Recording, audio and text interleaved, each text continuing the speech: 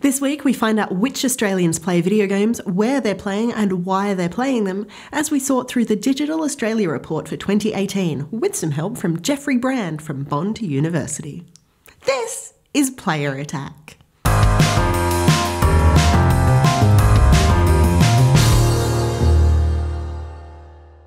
Hi, I'm Jessica Citizen, and this week all eyes were on Seattle for the International 7, the 2017 Dota 2 Championships. This year, European team Liquid reigned supreme, dominating Chinese rivals Newbie in a 3-0 best-of-5 series. From the ridiculous record-breaking $24 million prize pool, Liquid takes home $10.8 million, while Newbie gets just $3.9, and third-placed fellow Chinese team LGD Forever Young was awarded more than $2.4. Remember, Valve and its partners only chipped in $1.6 million in prize money. The rest was crowdfunded via in-game Dota 2 purchases. The International 7 took the better part of a week to play out, and while viewer numbers were high across the entire period, a peak of more than 5 million viewers tuned in to watch the action across various streaming platforms and the official Dota 2 client. Something else very interesting happened at the International 7. A new challenger took the stage. OpenAI, an artificial intelligence designed to play at 1v1 Dota 2. It was paired up against some of the world's top professional gamers, and the results? Well... Okay, I give up. You giving up? Yeah, I don't think I'm getting it back. Greg, is that something other players have done as well? GG. I've seen this quite a lot this week. Okay, so would you want to do like best 2 out of 5 or you're out of here? The hands are shaking. Dendy, are you giving up?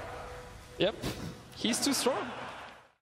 As well as beating Dendy, the bot was also undefeated against other top professional gamers, including the world's top 1v1 player Sumail and the world's best overall Dota 2 player Arteezy. At this stage, OpenAI only knows how to play against a single opponent, but the team, backed by Tesla CEO Elon Musk, is working on creating a tiny army of bots to take on a proper 5v5 match. In quick news now though, and crowdfunding platform Fig has finally delivered a profit to backers. This nifty-looking SimCity-inspired builder, Kingdoms and Castles, has successfully returned twice the money invested in it and will continue to pay out handsomely for the next few years. In February 2016, developer Lion Shield asked for $15,000 and was pledged more than $108,000. The finished game has been available on Steam for a couple of weeks now and has already generated more than $1 million in sales. A couple of legal stories with different outcomes now. Take-Two has been accused of copyright infringement over the inclusions of tattoos in the NBA 2K franchise. The publisher claims that it has every right to showcase players as they appear in real life, and that includes any and all body modifications. That case is continuing in front of a New York federal judge. But a similar case has just wrapped up in the Netherlands, however, and the result was not in the game's favour. Former pro soccer player Edgar Davids filed a case against Riot Games claiming that the striker Lucian skin from League of Legends was based on his own likeness. Riot claimed that the similarities weren't as bright as Davids claimed, but the court saw things differently, helped somewhat by a now deleted 2014 tweet from a former Riot QA analyst that spelled out, "For all you wondering, striker Lucian was inspired by soccer pro Edgar Davids." The court has asked Riot how much money it's made from the striker Lucian skin and will determine compensation for the soccer player based on that. Now, if you were on the internet during a certain period, chances are you stumbled upon the browser-based multiplayer role-playing experience known as Kingdom of Loathing. Its hand-drawn stick figures, surreal humour and never-ending pop culture references made it an instant cult smash. But that was 15 years ago. Times have changed. Audiences have changed. Nobody plays browser-based multiplayer games based in magical kingdoms anymore. These days, they play standalone single-player games based in the Wild West. Obviously.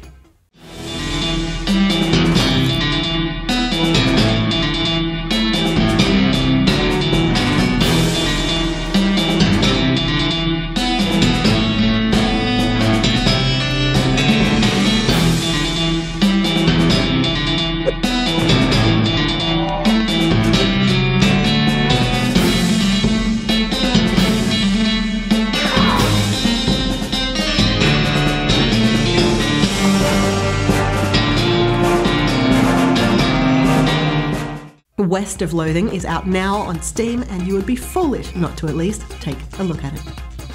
Moving along, and Spotify is now available on Xbox One. Super Meat Boy is headed to Nintendo Switch. Fallout 4 Game of the Year edition is due out in September, and yes, Bethesda is re-releasing a limited quantity of wearable Pip-Boy editions. And Destiny 2 has sold out. Now, I don't mean that in the there are no more copies left sense, but more in the, well, you'll be able to gain bonus in-game items by buying real-world energy drinks and breakfast pastries. But to finish the week on a more sombre note, composer Daniel Licht has died, aged just 60. Licht contributed many soundtracks to film, television and video games, including the Children of the Corn series, Hellraiser Bloodline, and perhaps most iconically, all 8 seasons of Dexter. In recent years, Licht's work has appeared in both Silent Hill Downpour and Book of Memories, as well as Bethesda's Dishonored series.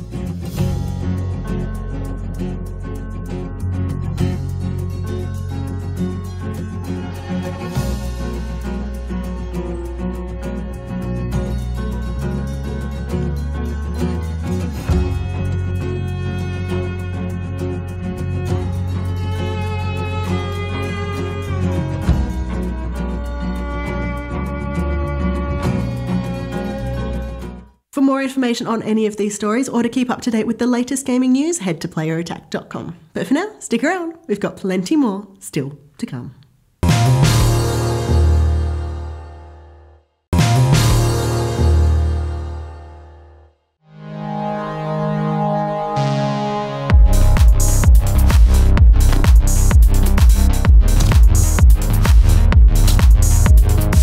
I felt over time that the story is just getting a little bit lost in the numbers. So we decided, first of all, that this report has a grand theme of progress and purpose.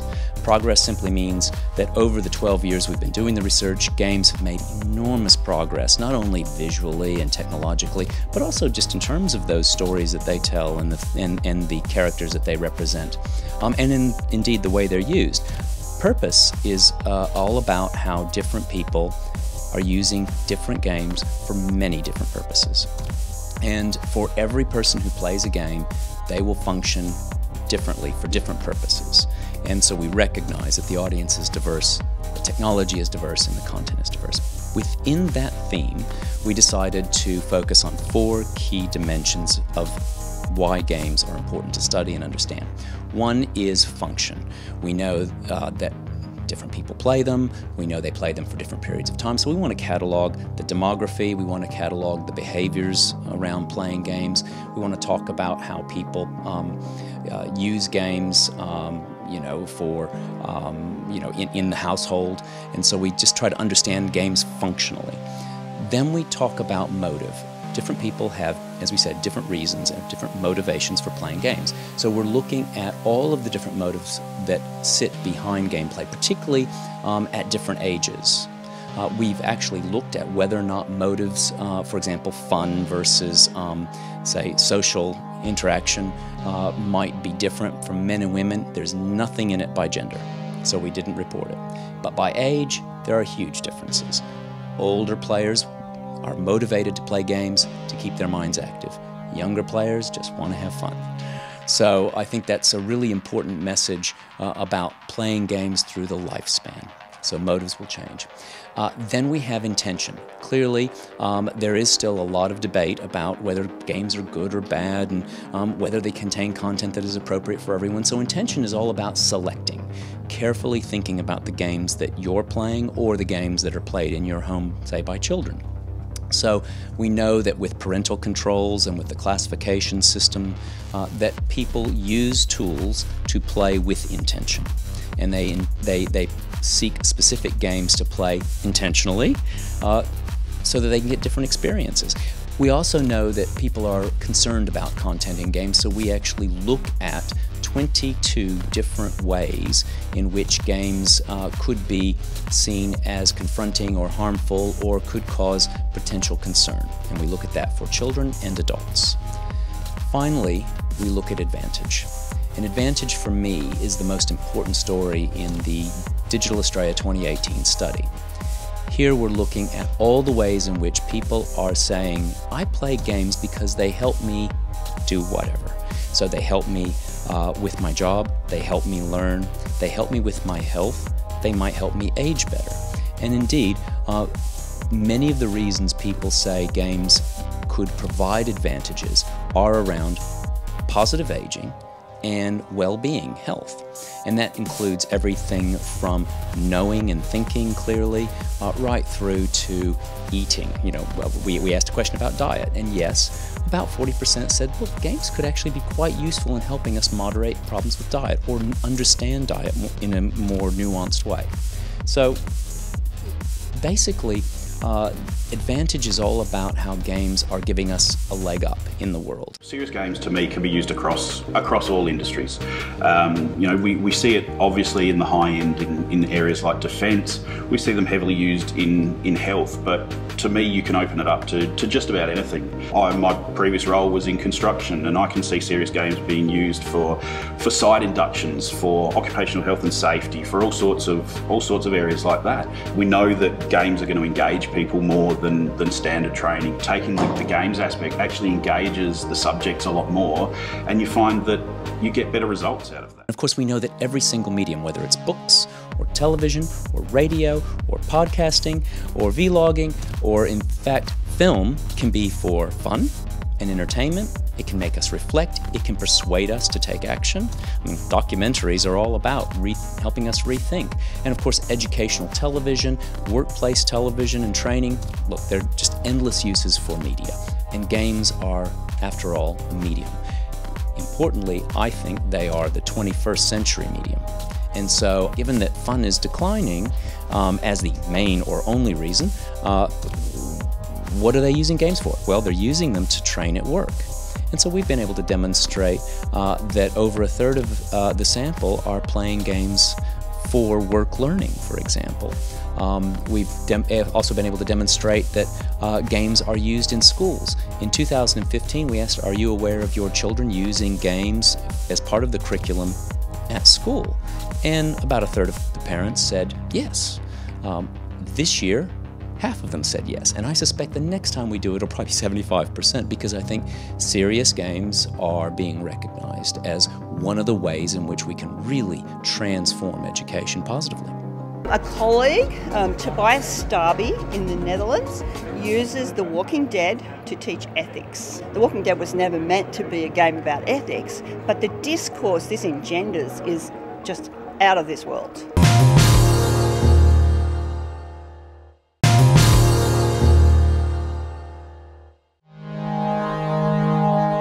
You guys pick from all across Australia. You've got all ages represented, all regions represented. This isn't just a survey that you've asked a few people in Sydney. No, exactly. And in fact, we get Nielsen to field the research for us. And of course, they're a very large international research firm. And in Australia, they're a very large national research firm. They have 80,000 households in Australia that they have access to. They randomize the selection of people who are involved. We designed the survey in consultation with the Interactive Games and Entertainment Association, and then they go out and get all of the responses. And we say, look, just make sure we've got gender balance. We know that 51% of Australians are female, so we want 51% of our sample to be female. We know that most people live in New South Wales and then Victoria, and so we want each state and territory represented. And we want all types of households, so we say just randomize it. Don't give us anything specific. We want to know what's really happening. I've seen a lot of changes in the video game industry in the over 14 years that I've been working in the industry, and a lot of them have been that this hobby that most people thought was a hobby is now mainstream, is being used in real ways.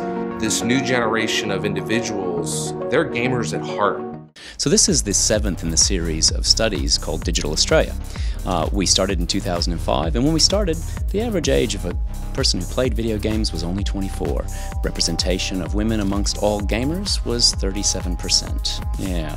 So we have done this research 7 times, each time to show changes in the nature of the video game playing audience. We want to see the differences in how games are being used. We want to understand how to communicate games to people who don't get it. That's probably the really big reason. And we want to show where games are going, at least where we think they're going, as a result of the audience. And so you've just touched on a couple of major ways that gamers have changed over the last 12 years. what else has changed? I know that this year the report had some really decent surprises. Absolutely. I mean, the stuff that doesn't surprise me is that, okay, the average age is ticked up from 33 to 34 on average. It doesn't surprise me greatly that women are at 47, 46% of the total game-playing population. Okay, I know people are getting older in Australia generally, and so people who play games are getting older. I get all of that. And so sometimes we ask ourselves, why do we do this report year after year? I mean, in the old days, back in 2005, before we had an R18+, for example, we did the report sort of to push that story that adults play games. But that adult story has really gone by the wayside. And the stuff that we're looking at now does surprise me because we often don't expect it. So just for example, over the 12 years we've been doing the research, we've been asking, why do you play? Most people, no great surprise, play to have fun. But of course, they also play to pass the time. There are lots of other reasons that we've asked the same questions over the years, and one of the questions is to keep the mind active. Another one is to do things I can't do in real life. Another one is to learn, right? And when we've done this research in the past, we've seen little changes, and we started looking at the differences between casual games and in-depth games, because of course what you get out of them is going to change. I mean, obviously you play a casual game really to pass the time. You're not going to have some sort of major experience that gives you a super virtual environment that you can play for hours on end and get immersed in, and that's for, you know, in-depth gameplay. Actually, that is changing, because on tablets now we have these really in-depth immersive games. So we decided to just look at what's happening with the reasons why people play, and it blew me away to discover that to have fun is dropping as a reason for playing games. I mean, that's still the main reason. To pass time, still up there. But all of those other reasons, for example, for social interaction, I mean, I know, we all know that games are social, but not everybody knows that. And that reason for playing games is actually increasing anyway. So that's a really big takeaway, good story to tell people who don't understand. So all the serious and functional reasons that maybe business people or politicians or policymakers might sort of say, well, that would be good if games did that, they do that. And we're seeing they're doing that a lot more than they did just 2 years ago. Really, in terms of progress, what I see is just that infiltration into communities. So, you know, the fact that I'm seeing my mum play Pokemon Go with my 6-year-old nephew is a really kind of great indication of exactly where games are going. There's something for everyone. We've discussed how the answers have changed. How have the questions changed over the past 12 years? I know a lot of the questions are the same, but I also know that there are some new ones that have been introduced. Have there been others that have been retired because they're not relevant? Yeah, we stopped asking questions about genre. What genre do you play? For two reasons. One is you get a lot of noise when you ask that question. Probably because not everyone speaks the same language about genres, and even in the industry, and even amongst journalists, there are variations, right, in genres. We also used to ask exactly what games you play, because we wanted to catalog that, but we don't need to do that anymore. I mean, there's point of sale and digital download data for that, so we don't need that. I mean, it's great if you want to sort of compare and contrast, but I think we've got a good handle on that, so we've retired those. The stuff that we're asking now is all about where our game's going. So we keep adding. Some questions we'll have, 4 responses to or 5 possible responses to, and we'll add a couple because we can see changes. And one example here is that demeaning depictions of women is increasingly problematic. I mean, after, dare I mention it, Gamergate, there was a lot of question about representation. So we've added those sorts of categories to our questions. This year we asked about should games be, should representation change in games? Do we need to get more, gender portrayals of, that are equal, so more women? Do we need more, do we need to reduce the age discrimination in games? Do we need more older characters in games? Do we need different nationalities in games? So we added those sorts of things. And the reason for doing that is that we're understanding that people are focusing more and more on games to do more for them, and so games probably have some responsibility to represent more of our society.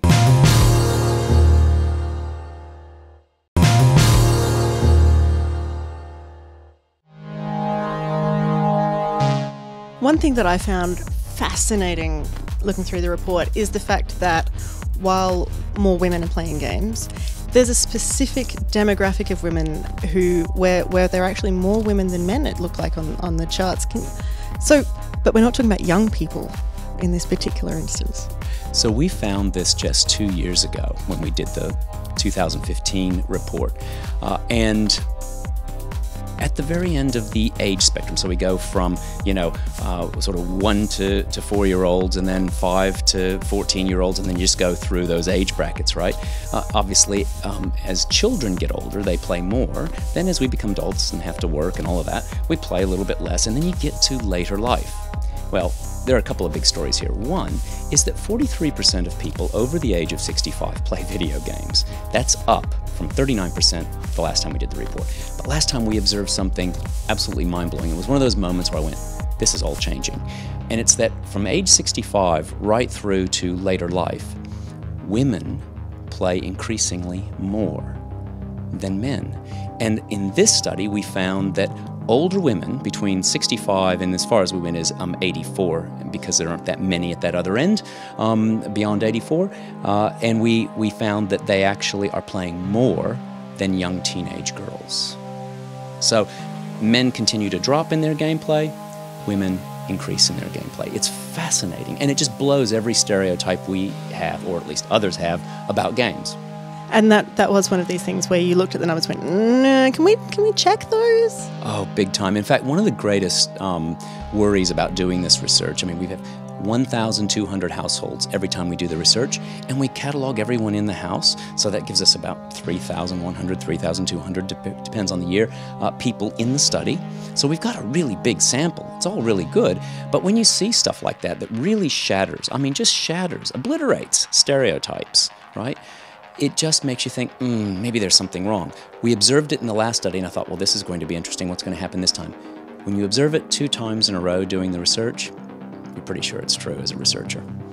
This study also shows that games are in fact becoming more popular in households with children. In particular, that they are actually overtaking other more traditional forms of entertainment. That's a really good point, Jess. And I mean, if you take the sort of 10 major media that we have available up to us today, and we sort of ask people in Australia to say, okay, which of these are your favorite? Which ones are the most important to you? Television, no great surprises, number 1. Movies, number 2. Number 3 is interesting. If you're in a house without children, number 3 is music. If you're in a house with children, number 3 is video games. And when we started looking at this a few years ago, they were well down in the middle of the pack, 6, 5, and 6, right? So they've moved up. And I wish that we had actually asked this question back in 2005, because I bet games would have been down at number 8. So I think they have really moved up the ladder, and I suspect that in outright terms, games will become, after television and movies, will become the 3rd medium outright. And that tells me something also about the level of literacy that people have around games, because after all, a lot of people don't play games because they are afraid of them. They don't know how to read them. They don't know how to use them. And they're a complex medium. Fortunately, 67% of all Australians play. They're becoming, can I say it, ubiquitous. They're everywhere. So why not jump on board and try one out? It doesn't have to be the most complex game in the world. Just play a simple game that used to be a board game and get used to the technology. By playing games, we learn how to communicate together. We learn how to resolve disputes and arguments and things like that. And we learn to be competitive and sort of how to have fun together. So we've been playing games pretty much his whole life. We've been playing games together, and we've grown with it. So it's been, really good. We also noticed that gamers are becoming more social. You're playing online as a way of meeting new people, as a way of catching up with mates. However, there is still, 8% of gamers play completely offline, completely by themselves, and never interact with another person in a virtual world. I am one of those 8%. I don't. So how do you, Jeffrey Brand, how do you play games? Well, I guess I play games casually, mostly just at the moment, often just picking up the phone and indeed filling time. I am playing brain games because I've seen the evidence that they're actually good for you, so I want to keep that going. But I love virtual tourism. I love rich adventure worlds, and I like playing with other people. I'm not as competitive as I used to be, which is probably a good thing because my Twitch speed is declining. But I don't mind being on a ladder or a leaderboard, and I don't mind playing in a basically a sandbox world where maybe reaction time and scoping and shooting doesn't have to be something that I'm so bad at compared to the other players. As always, it is a fascinating, amazing read, and thank you for taking the time with your colleagues at Bond University to put this all together for us to dive into. Thank you very much, Jess. Thanks for covering it. And just note that if it weren't for the Interactive Games Entertainment Association, this research just wouldn't exist. They've been funding this now for 12 years, and it's given, I think, all of us an opportunity to better understand the world of video games. I think what I've seen is an amazing amount of change, but it's the same. I think in the 70s and 80s, there were just as many people playing games. They were just doing it at pubs and arcades. Now it's become more of a personal thing. Now we get, the biggest change is I can find a game for me. So there's more choice. And that's about it for this edition of Player Attack. Thanks for watching. Next week, we're taking a look back at some different aspects of gaming history, including the ratings and censorship debacle. In the meantime, you can catch us at playerattack.com. We're on Facebook, YouTube and Twitter. And if you've got something you want to say, send us an email, mailbox@playerattack.com, or just hop on our forums. Also, if you want to support Player Attack, you can find us on Patreon and help us bring you the latest in gaming news, plus all these wonderful interviews and reviews from the world of video games. Till next week, I'm Jessica Citizen, and this is Player Attack.